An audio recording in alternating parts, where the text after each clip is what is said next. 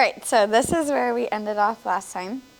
So we went through all the different assessments, and this is kind of the ideal measurements you look for with someone with no compensations. They have full range, no problems with their hip flexion, any of that. So you can look at it, but it's basically 180 for your shoulder flexion, your hip flexion. You want to be able to rotate 45 degrees each side with that seated trunk one, full depth of your squat, no shifting. The ISA angle, that infrasternal angle, is dynamic, so you're not stuck in that wide and you're not compressed in that narrow either. It kind of moves with you as you breathe.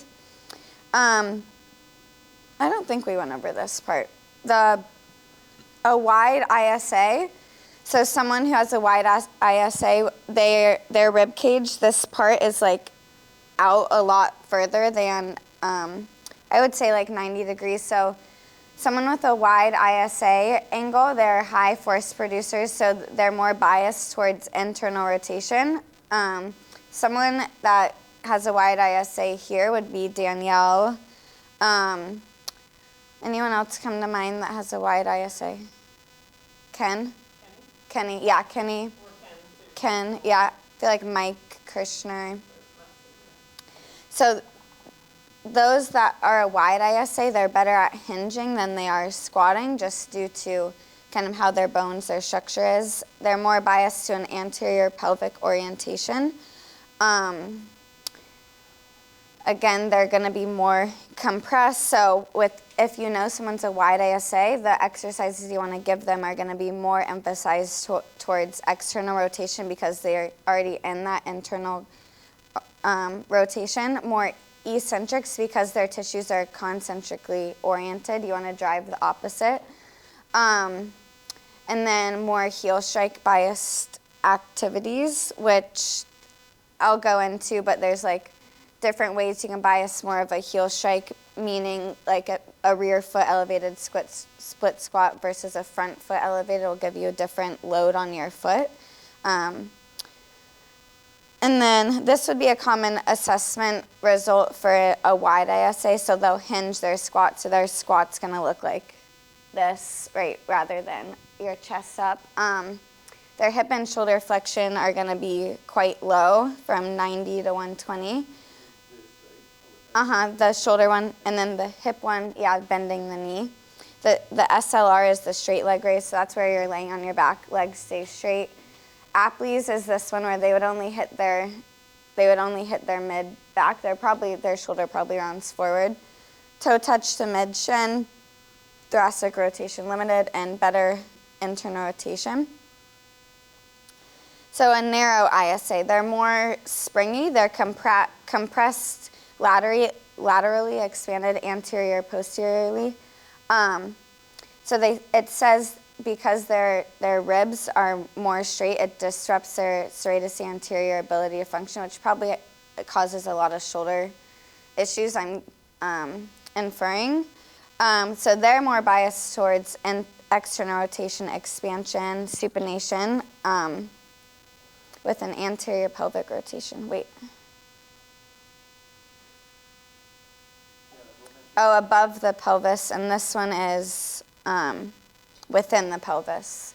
So I guess it's a slight different anterior rotation. And then they are better at squatting than they are hinging.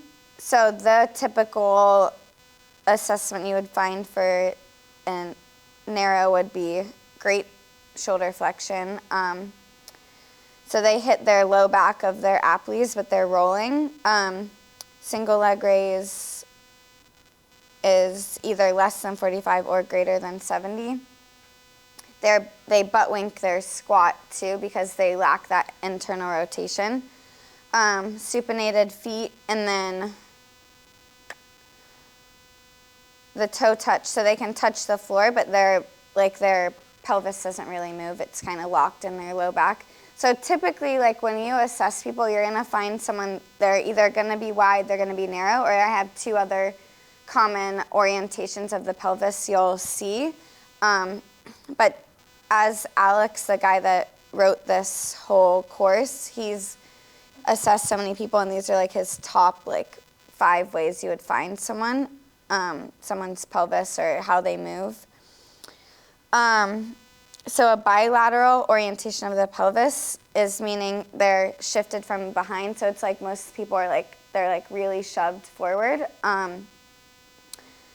They arch their back when they squat. They can't really produce internal rotation. So they're gonna hyperextend their knees. So their knees are like pushed back and their stomach's like pushed out too.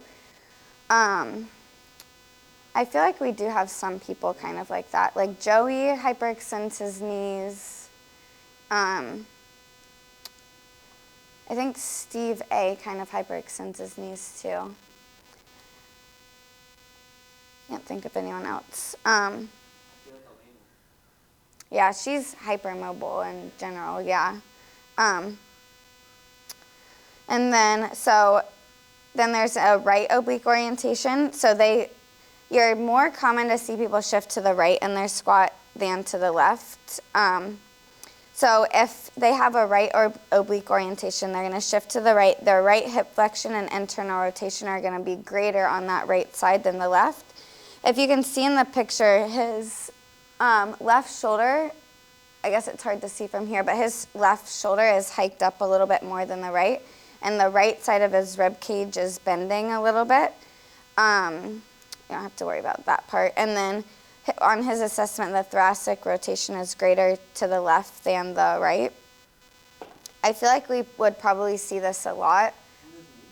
It is you, yeah. So when I was like researching stuff for you, I was looking at exercises based off of like this kind of assessment. Yeah. Yeah, because when you squat your one arm, yeah. More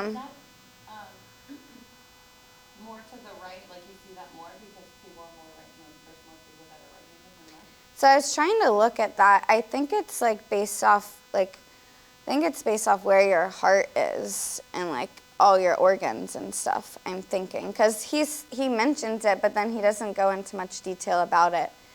But that makes sense too, that people are more right. Yeah.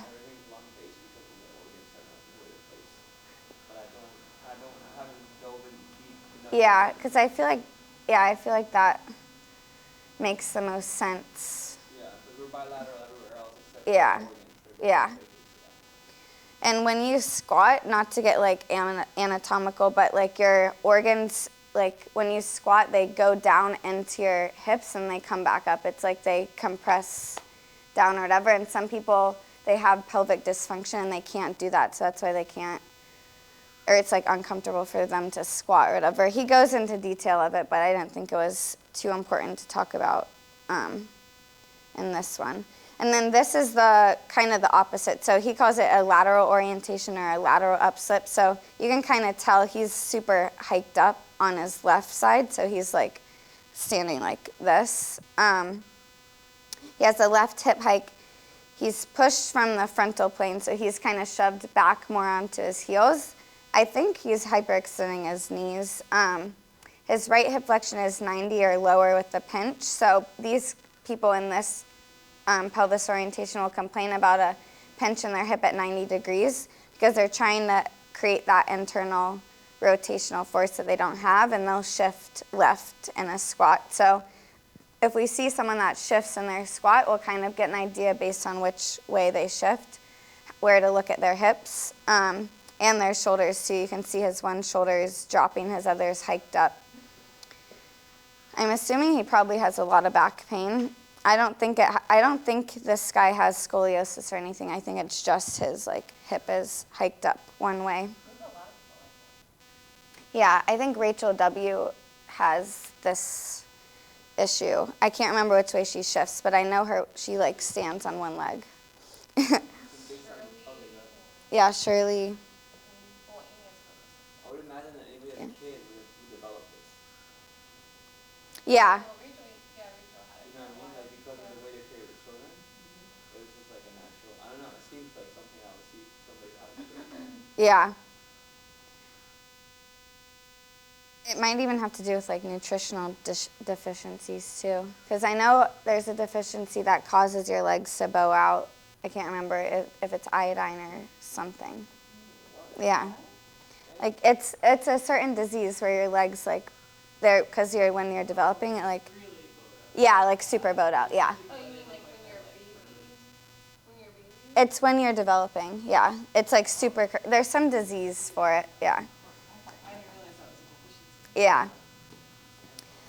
Yeah. Okay, so taking all of that into consideration, now we're going more into the programming side and what he talks about. And so this is going to go over different positions you can put the body and what it's going to do to the body. So a supine position is going to expand the posterior, compress the anterior. And so he's saying this would be better for wides because they are compressed posteriorly.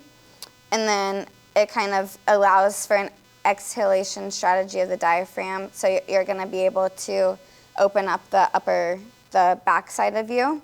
Prone is going to do the opposite and is more for narrows because they're compressed differently.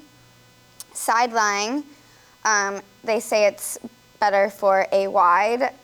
He talks a lot about like if you're laying on your side and you lay like on a foam roller or on something, it's going to compress that one side and it'll help expansion on the other side. So if someone's complaining of like compression here, usually we have them lay on that, like roll on that side, but he kind of goes the other way and says to lay on the other side because it's going to expand as you're laying on that other side. It's going to have to create room over here.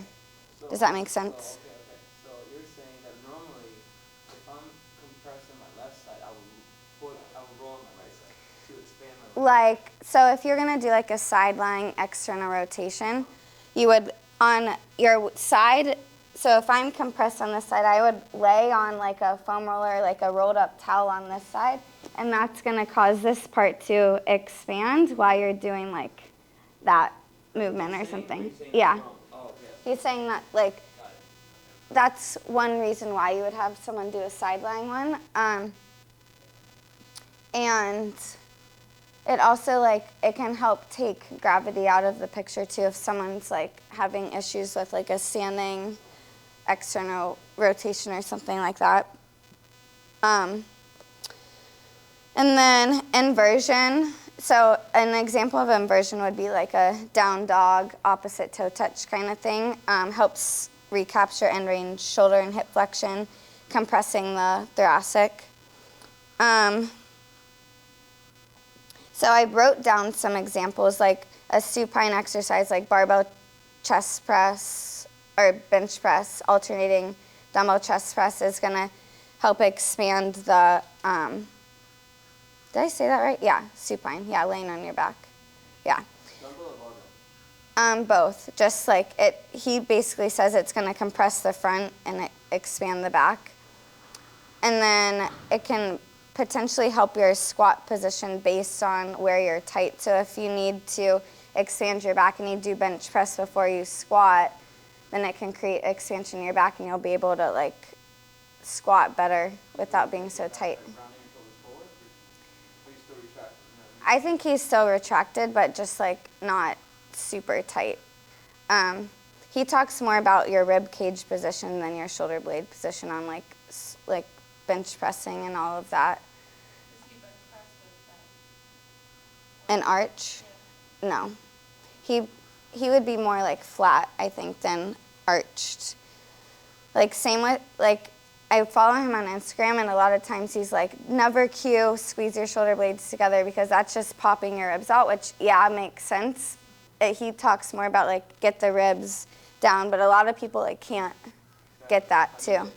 How do you divide it up? Yeah. It's hard. Most people don't understand how their ribs move differently than their shoulder blades. Yeah.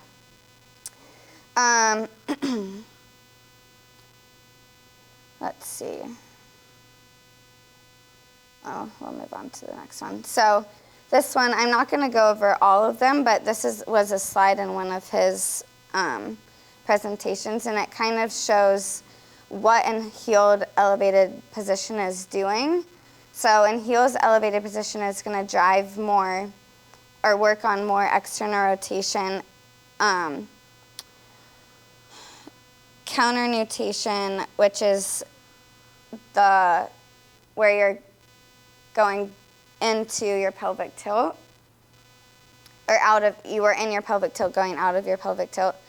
A toes elevated position would drive more internal rotation. So based off of someone's assessment, you would know, okay, we need to put them in more heels elevated or toes elevated, even for just like one exercise to help them. If they were wide, right, you would want to drive more external rotation because they're so compressed, or vice versa.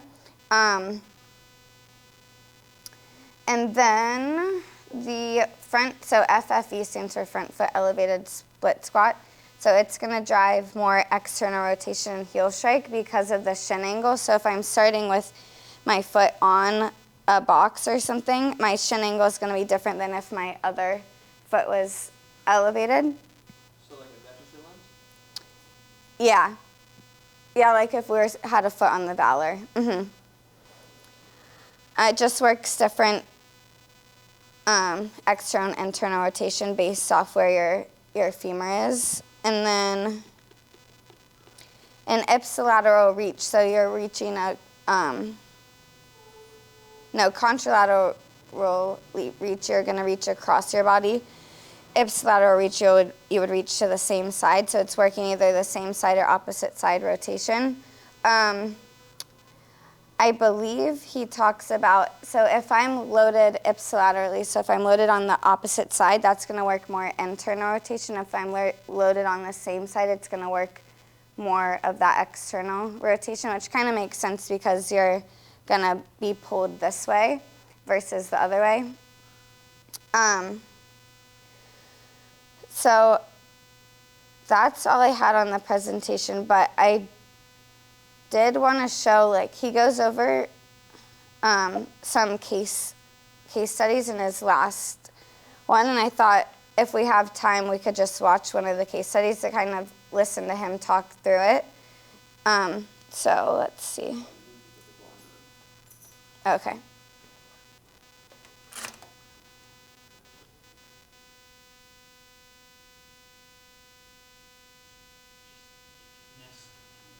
Powerlifter. From that, she's had a bunch of different issues. From a pain perspective, she's an athletic therapist, so she came to me initially for. Can you hear it or louder? Pain, medial right knee pain, right lateral ankle pain, on and off again back pain, and the back pain was not specific. It was relatively across the body, but she mentioned that it was a little bit more on that left side. So, interestingly enough, and I don't like to speak in absolute terms, when we talk about knee pain, what we're talking about is when we have a lateral knee pain, that to me tells me that we have a knee that's going towards toe off. So we've got a tibia and a femur moving into external rotation. That knee is a hard time to bend. Remember, in order to bend our knee, we need tibial internal rotation and femoral external rotation. We need the VMO to work as a femur external rotator. We need tibialis anterior to eccentrically contract as an internal rotator. We need the lateral calf to also help internally rotate. See how complicated this is? This is like the whole 8 weeks. I'm like, what? And so that combination of different muscles, and again, we've got medial hamstrings, which is a tibial internal rotator. All these muscles engage in order to help bend the knee, and that's going to create relative motion between the femur and the tibia. We have lateral knee pain. That has to do with the fact that we have the femur and the tibia both externally rotating as a unit, which will then cause lateral knee tension or compressive forces via the vastus lateralis and the attachment point of the vastus lateralis, the bicep femoris, so like the lateral hamstrings, and usually it's also fibular head related. The fibula is not moving very well. And same thing with popliteal muscle and patellar traction. So all these things cause lateral knee stress. So commonly, anecdotally from what I've found, has to do more with a toe-off presentation. Whereas medial knee pain gives Oh me my the gosh. indication that this person is a little bit more in towards heel strike. The reason why I say that is because they present typically with more of a thick knee presentation. So valgus, if we remember, that is a femur that is I'm internally gonna fast rotating, forward. extension happening above the pelvis to push me either forward or into the opposite direction. And so I have these muscles up here that are going to extend or arch my back and push my pelvis forward and to the right. And so that could explain some of the knee or some of the back tension that they're feeling.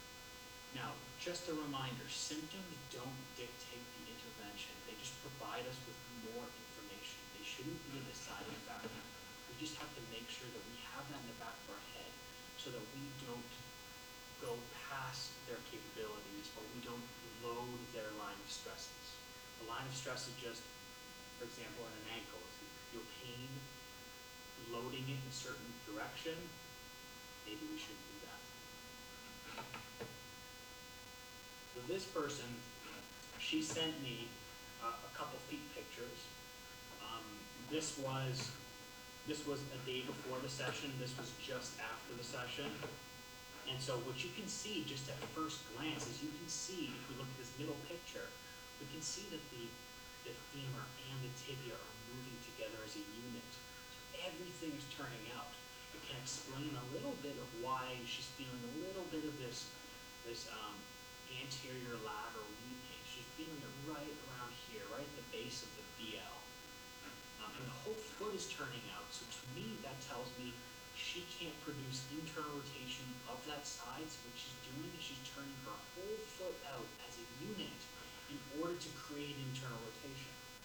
Because what I can do is I can create internal rotation by internally rotating the tibia and then moving forward.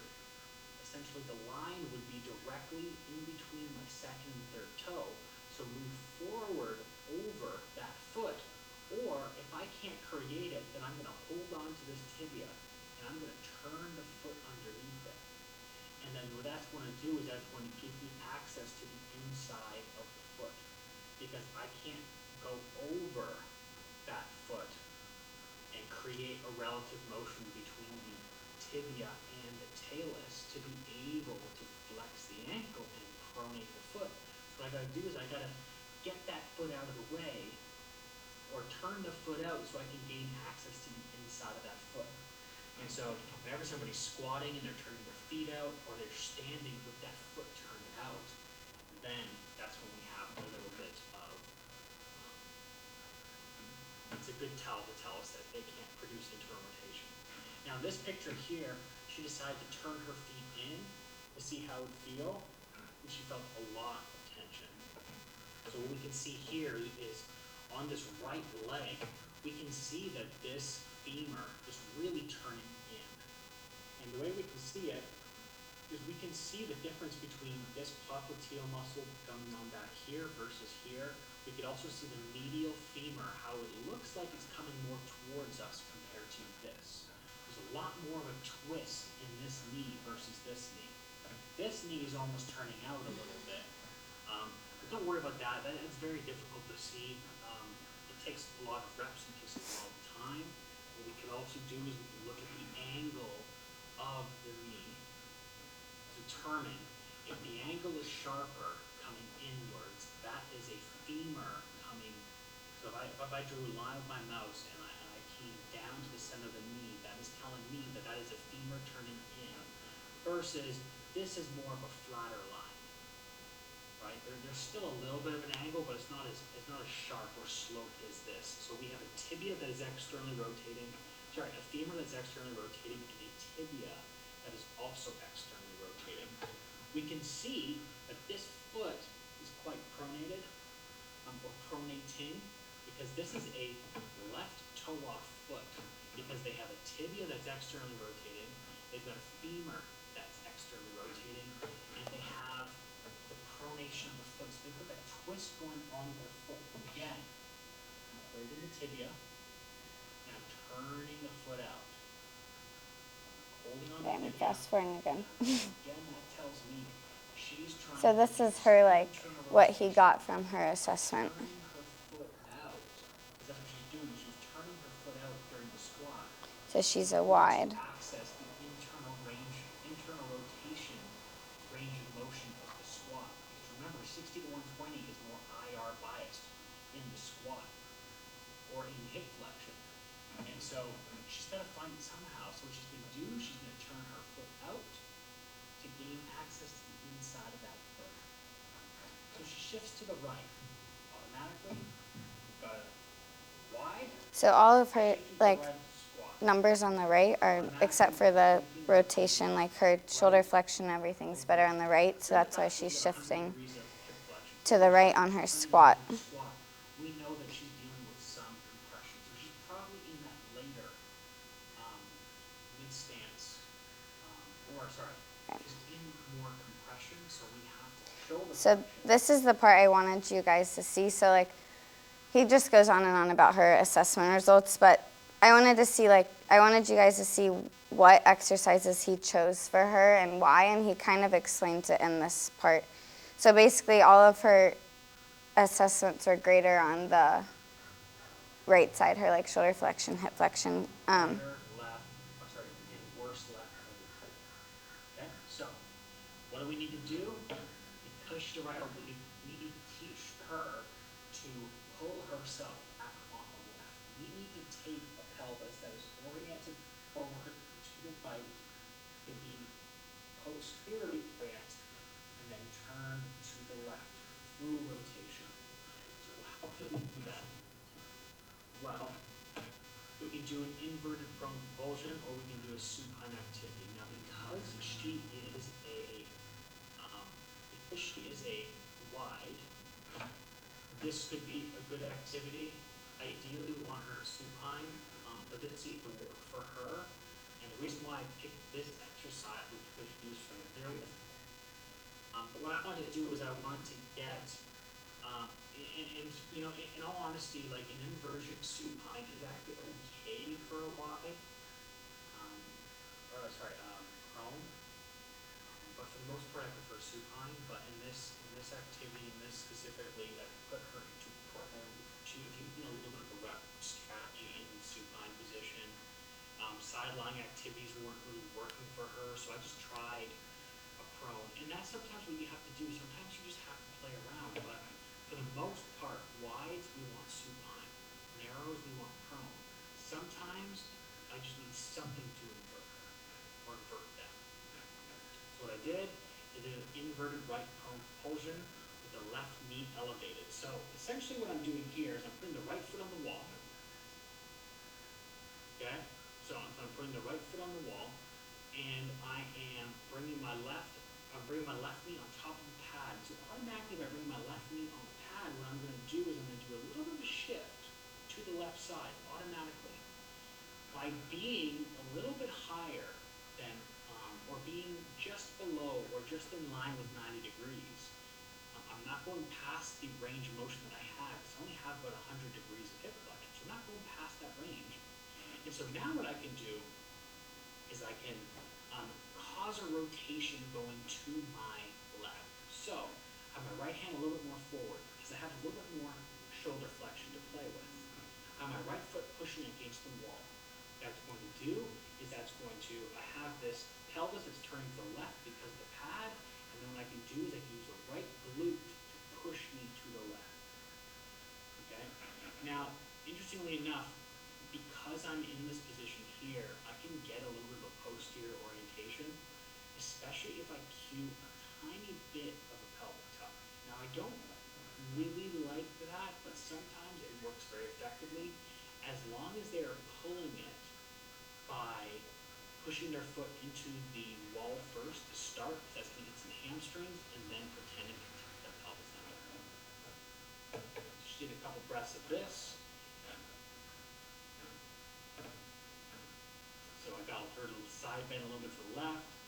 As she inhaled, she pushed her left hand into the ground, exhaled, right hand into the ground, and right foot.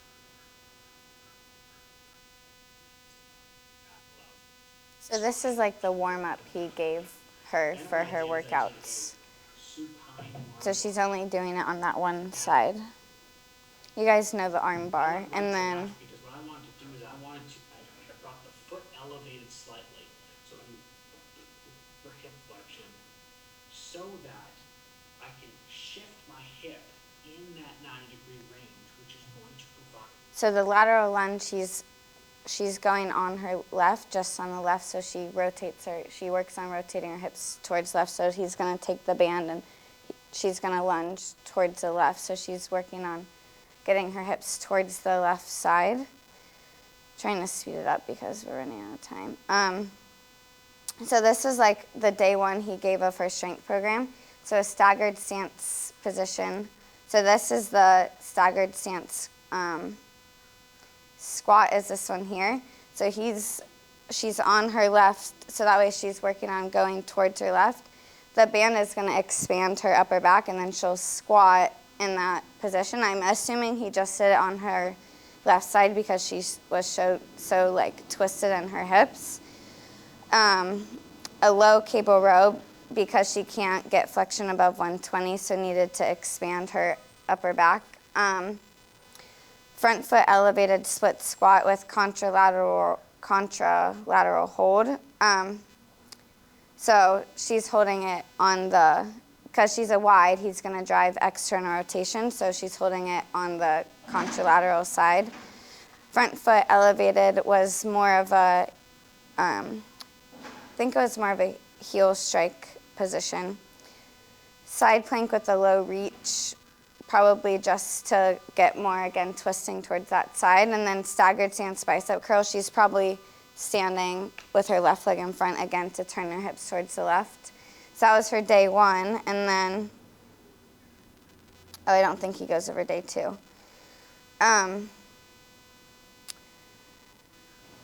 This is the one he's setting up for the side plank kind of thing. But it kind of just like, it's so specific the way he programs for people based off of like literally their hip position or their knee position or whatever. And apparently that picture from her feet, where was it? I don't know why it's not going back, but this, yeah, so it's like, apparently that's after one day of her session, as her feet are already turned naturally to normal, which I think is crazy. I don't know if that, like, is right after it or, like, yeah, is exaggerated.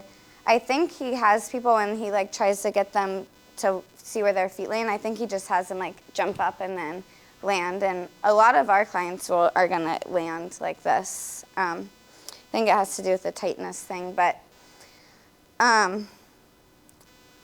you know if he did just the one side on his lower body, or do you? yeah, so I think a lot of times for like the warm-up stuff, he'll only do it to the one side, and then everything else he'll do both sides. Yeah, I think it depends like how messed up they are too. Like they might just do it on one side for a few weeks or whatever, and then do the other side. Yeah. I mean, we could watch the whole video, but there's other. Even as I mean, you've seen our assessment. Is there anything we can add or use that would be like, okay, and you've seen our 1x20, the first thing we do. So it's like basically, okay, can we adjust a couple of things in our assessment, and seeing this would mean that on the 1x20 we have 4 different examples of how to do a 1x20 based on every series. Probably, yeah.